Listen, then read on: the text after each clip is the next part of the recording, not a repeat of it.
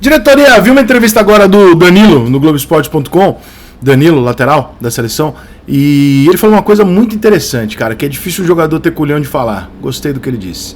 Ele falou que seria a decisão mais inteligente consultar os jogadores sobre o treinador da seleção brasileira.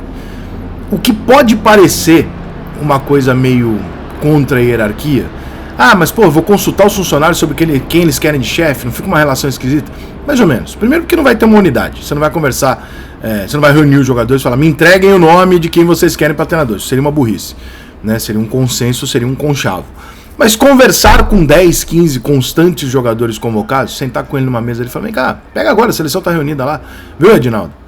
Chega lá nos caras e fala, vem cá, ô Paquetá, fulano, o que tu acha? Porra, eu acho que tá o treinador pica pra caralho. Legal. Fulano, o que tu acha de tal? Neymar, 01. Neymar, você não pode ter problema com o treinador. Quem é o cara que tu gosta? Fala aí, 5 nomes aí, 3 nomes que tu gosta pra caralho. Esse, tá. Quem nem fudendo? Não, esse aqui nem fudendo. Por quê? Por causa disso. Quando você faz isso numa seleção brasileira, primeiro que você vai ter um respaldo europeu da visão de quem é bom, quem não é, pra trabalhar com as características dos jogadores brasileiros, que nenhum analista vai ter.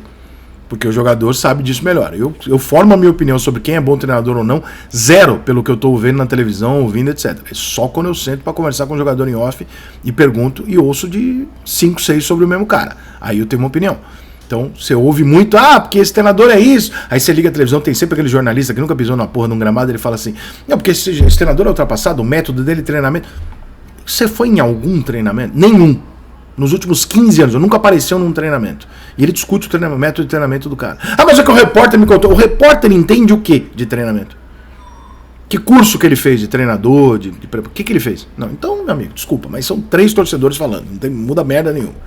Quando você pergunta pro jogador, o jogador pode ter alguns que vão falar por simpatia pessoal, mas vão ter vários jogadores. E você, quando tem uma base maior de pergunta, né? Pergunta pra mais gente, especialmente em off, você ouve e você consegue convergir numa ideia mais fixa. Então, eu tenho a ideia de que o Vanderlei Luxemburgo é um dos melhores treinadores da história, porque cada 10 jogadores trabalhando com o Vanderlei, eu pergunto e os caras, qual é o melhor treinador trabalhando na sua vida? 9 falam Vanderlei. Eu falo, pô, não é possível, não tem como. O Vanderlei Luxemburgo só pode ter sido um gênio. Tá desatualizado, não tá? Tem gente que fala que o Vanderlei Luxemburgo não tá nem aí. Não é que ele tá desatualizado, é que ele já não tem mais o tesão que ele tinha. Tem gente que fala que ele não tem mais saco de ficar provando e não tendo o reconhecimento que ele merece. Porque o Brasil é assim, o Zagallo, né? É o maior exemplo disso.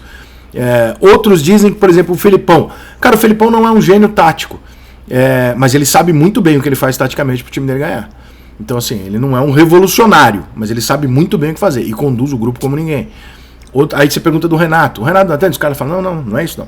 O Renato, ele não é um treinador obcecado por isso. Ou seja, o Renato, ele é meio preguiçoso, é um termo até maldoso, mas assim, o Renato, ele faz ali o que ele tem que fazer no campo e ele leva o grupo melhor do que todos os outros treinadores do Brasil.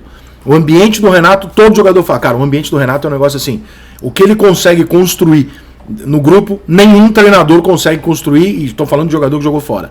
Nenhum jogador, é bizarro, todo mundo concorda. Aí você fala, mas ele é ruim? Não é ruim. O Renato, ele tem que estar à vontade e fazer aquilo que ele tá ali para fazer. Não vai ter uma revolução, não é isso. Não é a dele. A revolução é com o Diniz, que é um cara que gosta de fazer a parte tática diferente. Necessariamente ele é melhor de grupo do que o Renato? Não.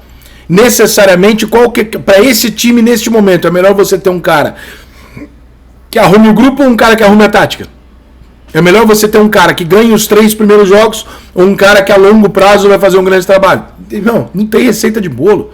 Depende. O Atlético Mineiro, por exemplo, na situação que ele está na Libertadores, ele precisa de um treinador agora.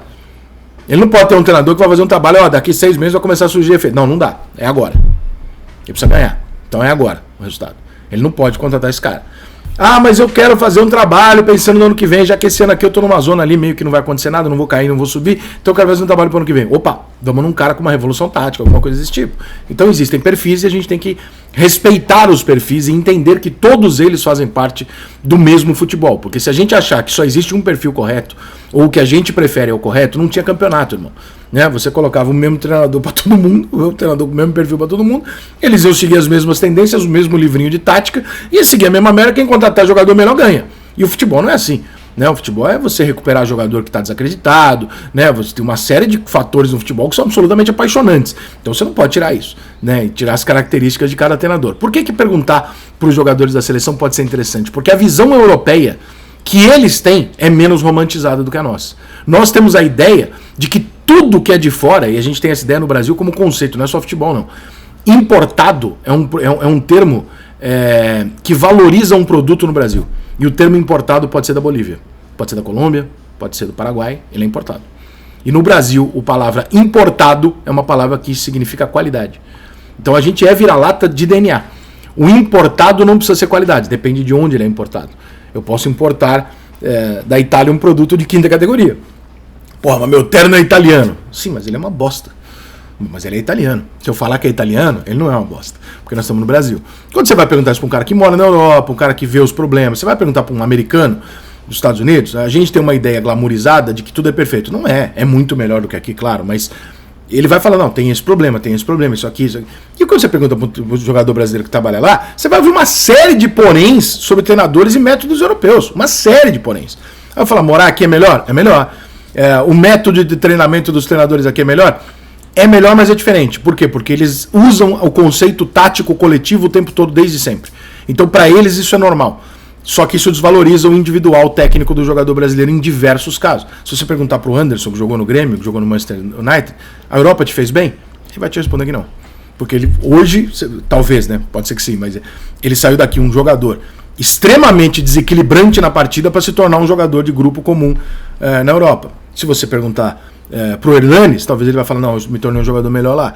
Então, depende muito do jogador, na mão de quem ele cai, de qual grupo que ele cai. Então a desglamorização é importante. Talvez alguns jogadores falaram, olha só, o método do Ancelotti, eu não sei se ele consegue aplicar na seleção, porque a seleção treina pouco. E se 3 jogadores que trabalham no Real Madrid falarem isso pro presidente da CBF? Então é do caralho que o Danilo falou. Tem que ouvir sim, tem que ouvir os jogadores. E se ouvir os jogadores não é uma quebra de hierarquia, como tem gente falando. Não é uma quebra de hierarquia. Quando você vai pegar montar uma equipe, eu vou montar um jornal amanhã, vou montar um novo jornal Lance, e eu vou contratar um chefe para minha editoria. Pô, eu tenho 30 repórteres aqui que trabalharam em tudo quanto é lugar.